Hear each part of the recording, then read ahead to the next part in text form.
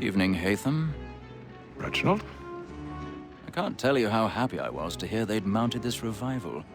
Gay's best work by far. This is Reginald Birch. An easy way to distinguish a die-hard Assassin's Creed fan who's well-versed in the lore, and a more casual fan of the series who's maybe only played the games, is to ask them who this is. The casual fan may be like, oh yeah, isn't that the guy who was in the beginning of Assassin's Creed 3 for like 2 minutes? If they even remember him at all, because to be honest, he doesn't leave a very memorable impression in the game. Well, the die-hard fan will likely have a physical reaction and look at him with burning hatred in their eyes. Reginald Birch is a super unique character in the scope of the Assassin's Creed franchise, because he's honestly very important and has a huge impact on the Kenway saga of games, but only appears in them for 2 scenes. There's not very many Assassin's Creed characters who have that amount of impact, with subsequently so little screen time. And that's because a majority of, or really all of Reginald Birch's character and his impact is explored in Assassin's Creed 3's tie-in novel, Forsaken. If you're a fan of Assassin's Creed 3 and haven't read that novel yet, I highly recommend it. It fills in so many blanks with that story. It follows Hatham through extracts from a journal he kept and wrote in during his childhood and through the events of Assassin's Creed 3 leading to his death. And our boy Reginald here plays a very big role in all of that. You wouldn't know it if you've only played the games, but this man right here is responsible for the death of one Assassin's Creed protagonist, the kidnapping of said protagonist's daughter, and the creation of an Assassin's Creed antagonist. The Kenway family is the series' deadliest family.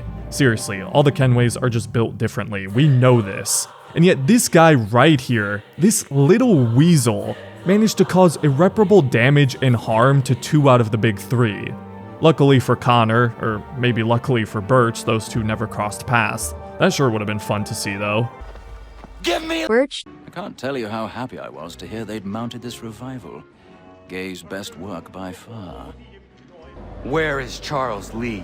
There aren't many Templars in the series that dealt as much damage to the assassins as Birch. There's a reason he's remembered and known so infamously by them centuries after his death. They have chosen a Grand Master so ruthless, so thorough. One might think Reginald Birch himself had returned. Let's make no mistake though, Starrick is no Reginald Birch. He wishes he was. Mr. Starrick, I told you not to disturb me! As Grand Master of the British Rite, Birch orchestrated Edward's death, established the colonial Rite with his star pupil and personal weapon Hatham as its Grand Master, which, with the help of Shay, decimated Achilles' colonial brotherhood, and after he died, he was so successful in raising Hatham as a Templar that he remained loyal to the Order even after discovering the truth.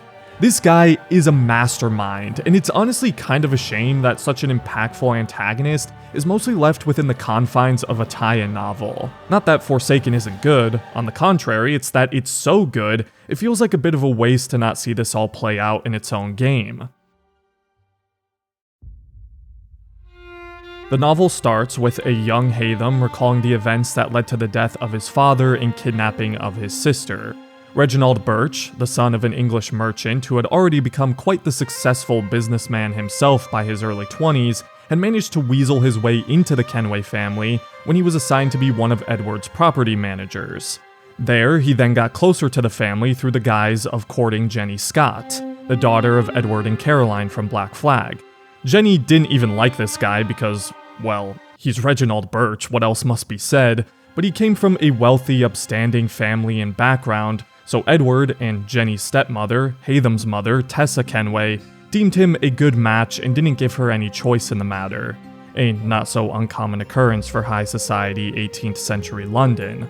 Of course, Reginald's true objective, though, was to get close to the Kenway family in order to steal Edward's journal containing his research and knowledge of the first civilization. Something very important to understand about Reginald is that the first civilization was his obsession, and it's that obsession that really leads to the plot of Assassin's Creed 3, and by extension, Rogue as well. For 2 years he kept up the charade of courting Jenny, and all the while began to sink his hooks into a very young and impressionable Hatham.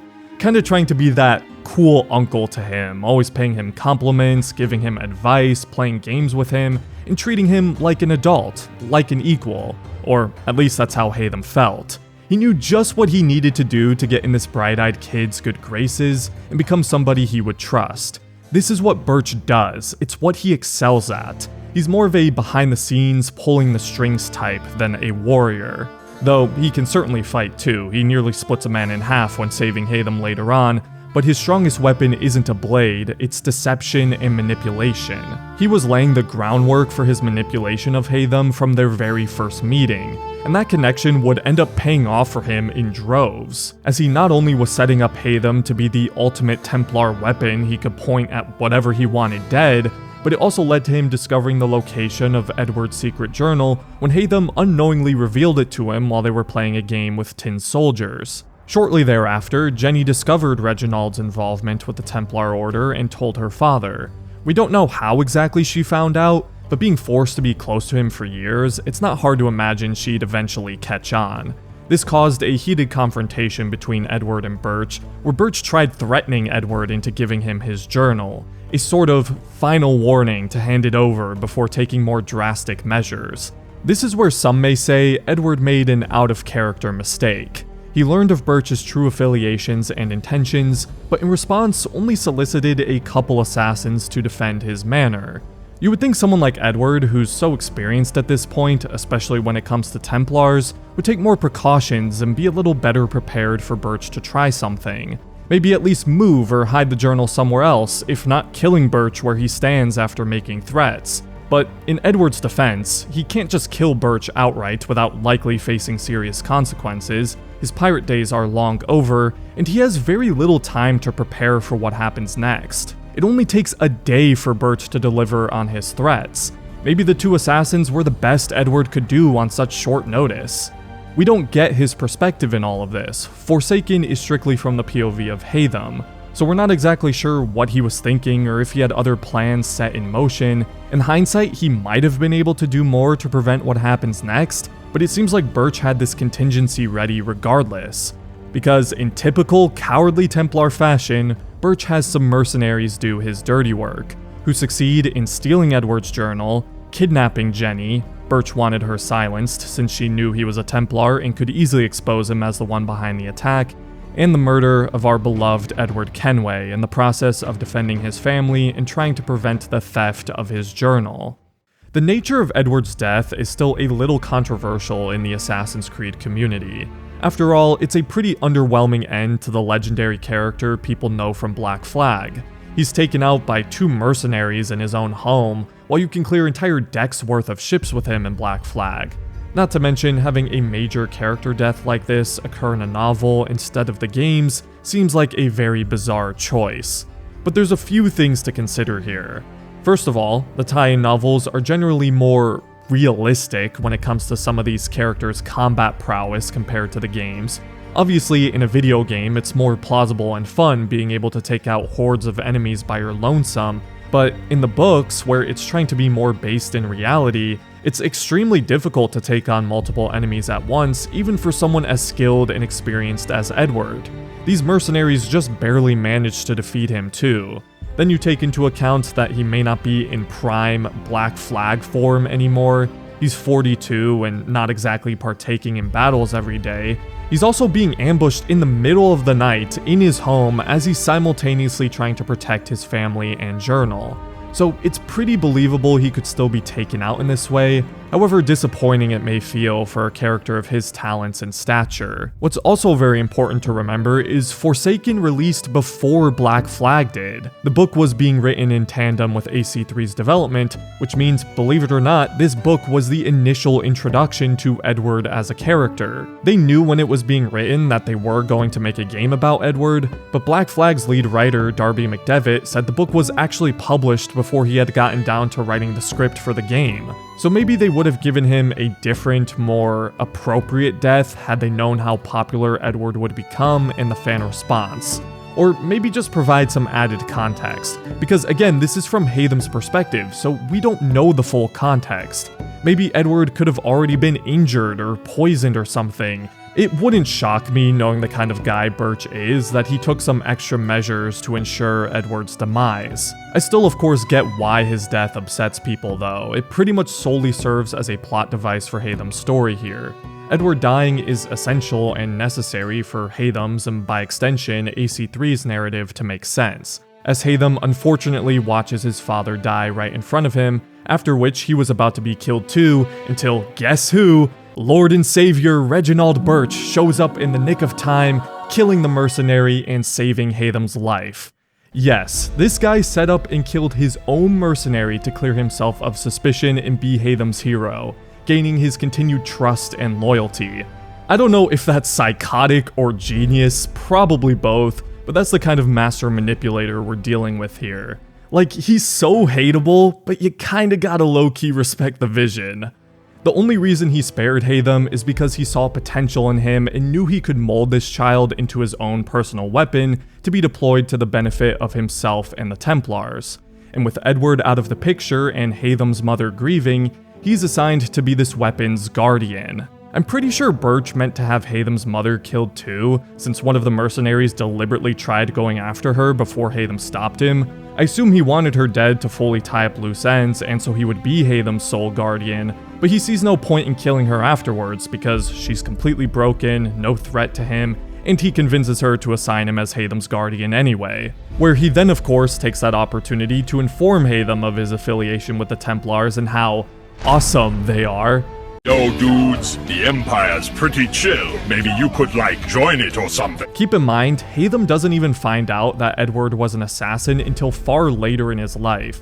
So from a very young age, he's getting this honey poured in his ear about how vital and important the Templar Order is by one of the only people he feels like he can trust after his father's death. Birch isolates Haytham from his mother further by bringing him to Europe to start his training as a Templar and to look for Jenny, even though at this point Birch had already sold her off to Turkish slavers. He starts by instilling the virtues and principles of the Templar Order in Haytham, once again smartly manipulating the boy by convincing him he's just continuing his father's training. But where Edward taught Haytham to think freely and question the truth behind everything, the assassin ideology, Reginald taught him to see the world in more absolute terms. Haytham recalled him being a more strict and rigid teacher than Edward, stressing the importance of order and punctuality, but with that came consistency and stability that over time Haytham began to prefer, as it left no room for doubt, uncertainty, or indecision. Now, did Haytham truly prefer the Templars' way of his own accord, or was he essentially being brainwashed by Birch? If you asked Haytham, he'd tell you that he chose to believe in the Templars. It's why he stays after discovering the truth and Birch's death, and we can see firsthand just how dedicated he is to the Order through the lens of Connor in AC3. But we have to keep in mind, Haytham was very young, 10 years old when he started getting these Templar ideals drilled into him. Yes, Edward taught and encouraged him to think for himself before that, but surely being raised by a Templar in that sort of environment over the course of years is going to influence his thinking and views of the world. Birch taught him to see the world the way he does, that the Templar way is the right way, and there's no one there to challenge those views for Haytham. In fact, Birch often said, in his infinite wisdom, anyone who disagrees with the Templars is, at best, misguided and at worst, evil. So is Haytham choosing to remain dedicated to the Templars after Birch's death truly a choice of his own free will, or was it because he was basically programmed and conditioned to believe in them in a time where he was very vulnerable and impressionable? So much so that even with Birch gone, he would still have a hold on him years later. I mean, Haytham even admits to himself later on that had his father not died, he would have been an assassin. He looks at Connor with a hint of envy and jealousy, believing that's who he was supposed to be. If he was raised by an assassin, he would have been an assassin, but he was raised by a Templar, so he became a Templar. Did he ever truly have a choice in the matter? It's hard to separate what Haytham was taught to think versus what he actually thinks. If he wasn't raised and exposed to a bias from either side and was completely neutral, which side would he prefer? It's pretty ironic given the clashing ideologies of the Assassins and Templars when it comes to free will. Anyways, while this training / brainwashing or whatever you want to call it is happening, Birch is simultaneously gaslighting Haytham into thinking he's helping him find his sister and the man responsible for his father's death, all the while trying to decipher Edward's journal and progressively becoming more obsessed with the first civilization. he becomes a complete fanatic to the point of even neglecting his other responsibilities as a Templar, desperately wanting to get his hands on the power of the Izu. He firmly believes this storehouse he's searching for will make the Templars the strongest they've been since the Crusades, possibly stronger, dedicating the rest of his life to trying to find and unlock this place while not even knowing exactly what's in it. It could be a weapon, it could be knowledge, it could be anything. He doesn't know, but he's convinced whatever it is will bring the Templars into ultimate power, and the Assassins can't be allowed to get their hands on it first.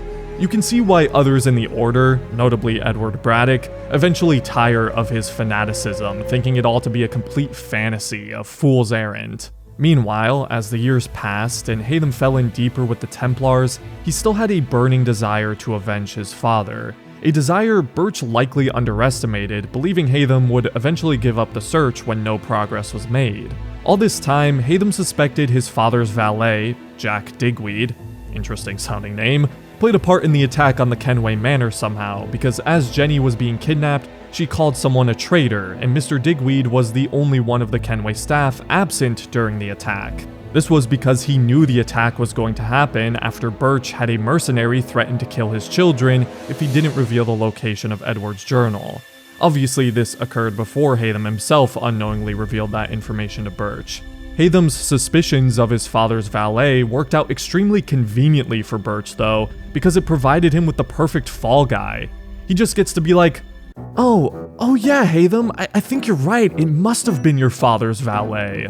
Then all he had to do was ensure Haytham would never find him, which he does pretty easily for a long time by assuring Haytham he'd have Edward Braddock and his men search for him, which turns up consistently nothing for years. Eventually fed up with a lack of results over a span of 12 years, Haytham decides to take the search into his own hands and finds Digweed's location through one of the Kenway's old nursemaids, who was Digweed's ex-lover. But Haytham, still believing Birch to be on his side, makes a grave mistake in deciding to fill him in on this information and inviting him along on the search. Very unsurprisingly, Birch is able to send word to have Braddock's men capture Digweed before he and Haytham can reach him. His master plan still nearly falls apart though when Haytham manages to save Digweed before Braddock's men can silence him for good. You can imagine our resident Mastermind getting pretty stressed out having to watch firsthand as Haytham comes this close to discovering the truth. But in another huge lucky break for Reggie, Haytham asks him to stay behind and look over Digweed while he chases down one of Braddock's men to interrogate him, leaving our good old innocent Grandmaster alone with one of the only people still breathing who can expose his treachery. Surprise, surprise, when Haytham comes back, he's no longer breathing. And Birch does his best acting job, pretending to be all pissed, like, "Ah man, Haytham, we almost had him, so close." The last true lead Haytham had lay dead at the hands of the man he's been looking for this whole time. It's not a complete loss for Haytham though, because he learned from Braddock's soldier that Edward was an assassin. This enlightening information, combined with the convenience of Digweed's death in Reginald's care, is finally enough to plant the seed of suspicion within Haytham. It's about time. From the reader's perspective, it's pretty obvious by this point that Birch is behind the conspiracy. It's not trying to be very subtle or hide that twist from the reader much. The foreshadowing is quite clear, but it takes so long for Haytham because we don't have the connection to Birch that he does. Birch was the only consistent person in his life after Edward's death. It's not hard to understand why he might have overlooked some of the obvious signs that he was the person he was looking for all along. Some part of his subconscious didn't want to see the truth right in front of him. Over the next 6 years, Birch would continue to throw himself into deciphering Edward's journal. At this point, he really doesn't care about anything else. He spent 18 years trying to crack this code. It's consumed him, and you can imagine how desperate he would become after all that time. This works to Haytham's advantage though, because while Birch is completely absorbed and distracted with his research, preventing Haytham from discovering the truth has fallen down his list of priorities. Haytham also purposely started acting like he's finally dropped the investigation over the years, so whomever has been a few steps ahead of him this whole time would let their guard down. During that 6-year span, Birch found a woman whom he believes can decipher more of his journal. Naturally, as one does, he abducted her, but even so, she refused to cooperate with him until he brought her son safe and sound. So Birch, still believing Haytham to be his most trusted ally and weapon within the Order, sends him to accomplish this very important task. However, Haytham has been holding in some resentment and distrust towards Birch ever since the incident with Digweed. He still accomplishes his mission and fulfills his role as a Templar. He needs to keep up appearances, but his frustration with Birch bubbles to the surface when he discovers he's holding the Decipherer and her son hostage and treating them like prisoners. Birch kinda made it seem like to Haytham that they were helping of their own free will, so Haytham threatens Birch into releasing the Decipherer and her son once he has the information he needs from them. There is a part of Haytham that is actually upset with how they're being treated, but this reaction is more so the manifestation of unchecked feelings of resentment he's harbored towards Birch for years now. Because it's really not all that surprising, at least to us, that Birch would take these people hostage and dispose of them after he gets what he wants, especially when it involves the first civilization with the answers he's been searching for nearly 2 decades this close. You can be sure he has no problem crossing moral lines. Not that he ever really had a problem with that to begin with. Obviously, Birch is not the type to take being threatened very kindly, but he does promise Haytham he'll release them once he's done with them. Come on, Haytham, he's not a monster. Of course, they would remain his prisoners for another 4 years until Haytham comes back and sets them free, but at least he didn't kill them? This is where the relationship between the two really starts to deteriorate, and the next time they meet would be a year later at the opera, bringing us back to where we started the video.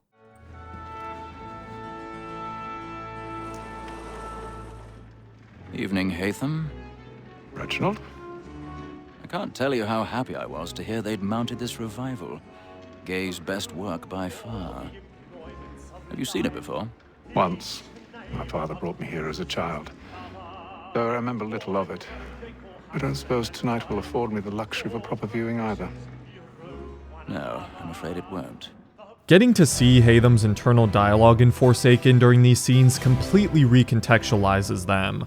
While Birch has seemingly forgotten about their last heated encounter, acting like nothing happened, probably because all he really cares about is finding the amulet and it's finally within reach, Haytham hasn't forgotten, and again, all this business with the amulet and the Grand Temple is completely secondary to him. He has to keep up this front and continue his responsibilities as a Templar to avoid suspicion, so he can continue his investigation away from prying eyes. Even in the scene where Reginald charges Haytham with establishing the colonial right and finding the Grand Temple, you can tell Haytham doesn't share in his enthusiasm. He has a little sarcastic response, knowing just how long Birch has been waiting for this moment. Gentlemen, I hold in my hand a key, and if this book is to be believed, it will open the doors of a storehouse built by those who came before.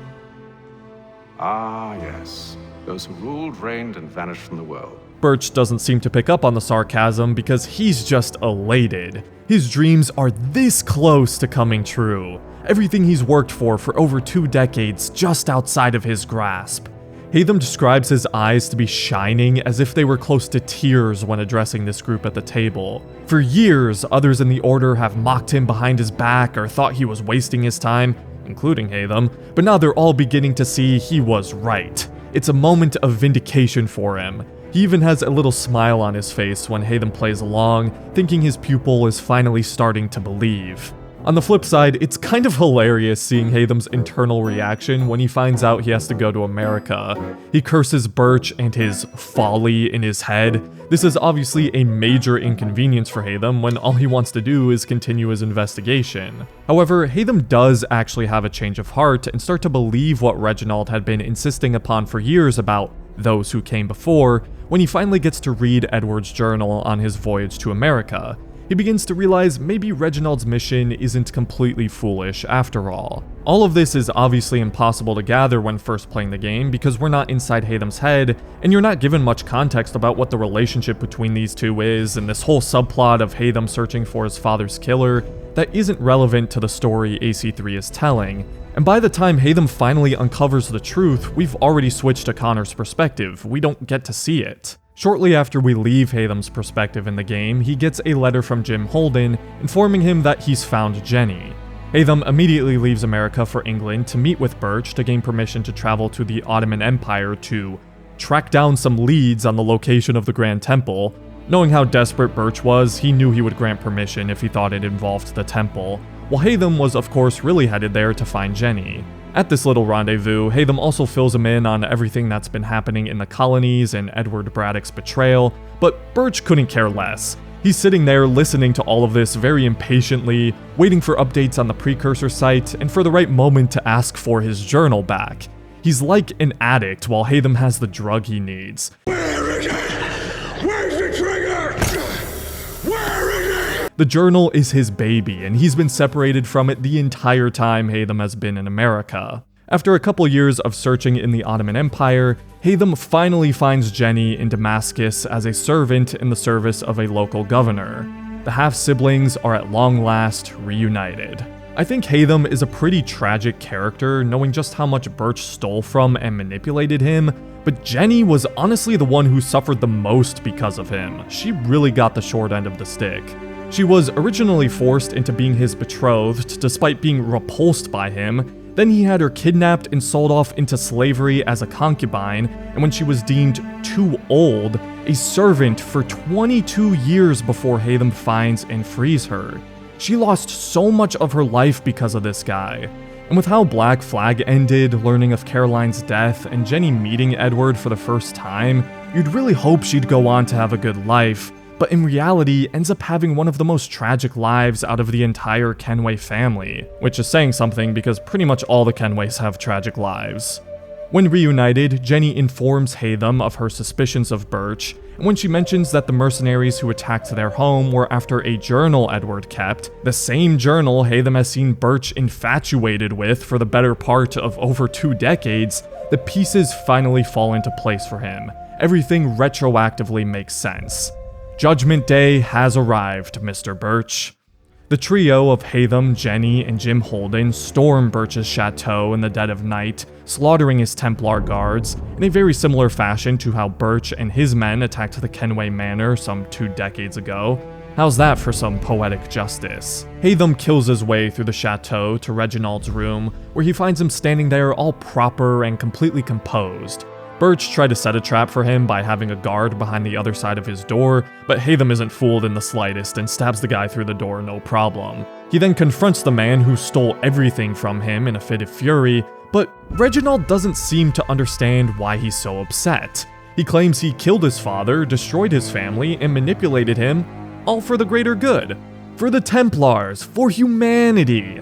Ah yes, for humanity, the classic bad guy excuse. As Grand Master, he had to make the difficult decisions, and surely Hatham would understand, now being one himself. It's actually comedy seeing him try to talk his way out of this. Even now, at the end, he's still trying to manipulate Hatham.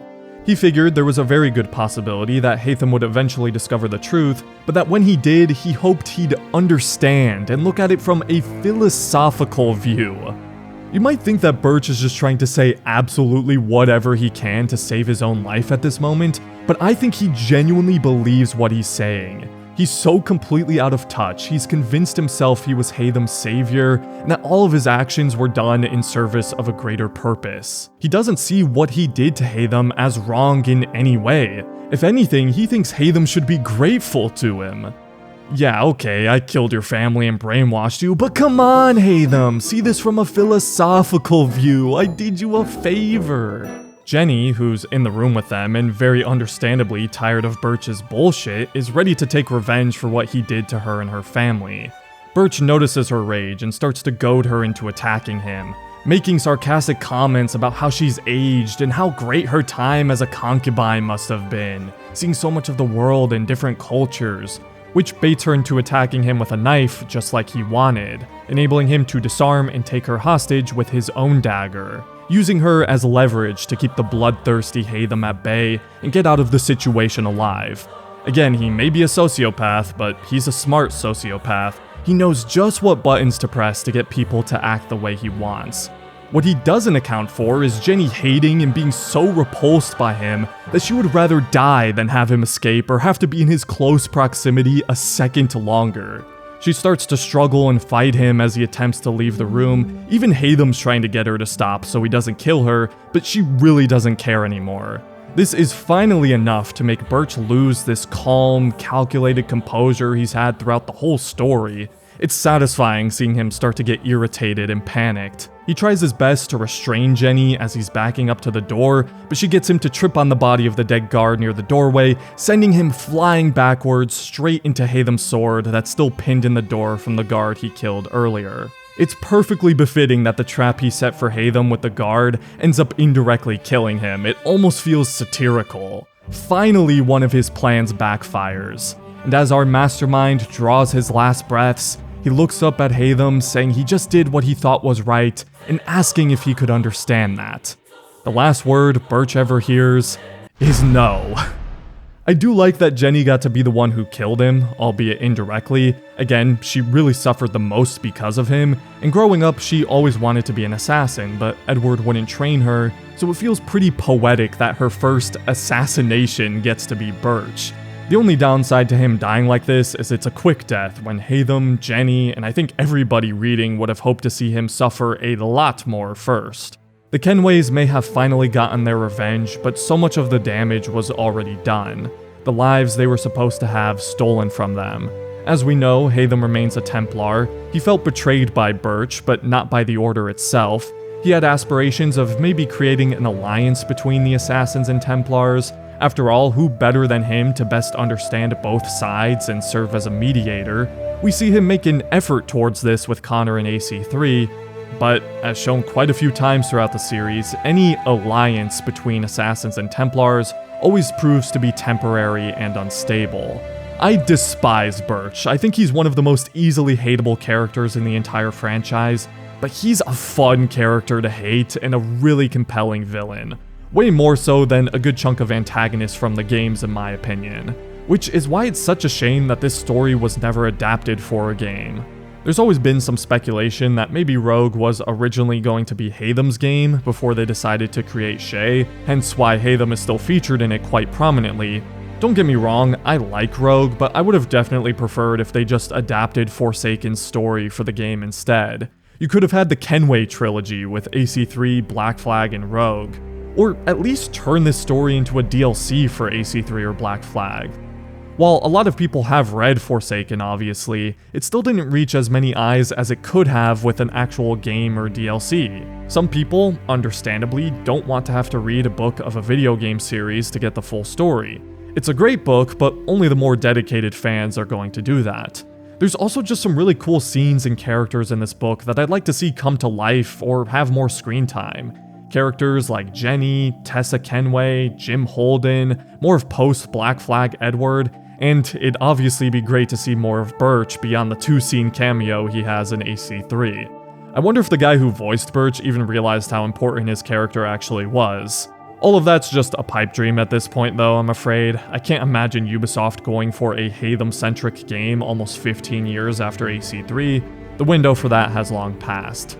But I'd love to hear what you guys think about our good pal Reggie Birch. And as always, thank you for watching, and remember, don't let people manipulate you into thinking they didn't kill your family. Have a good day.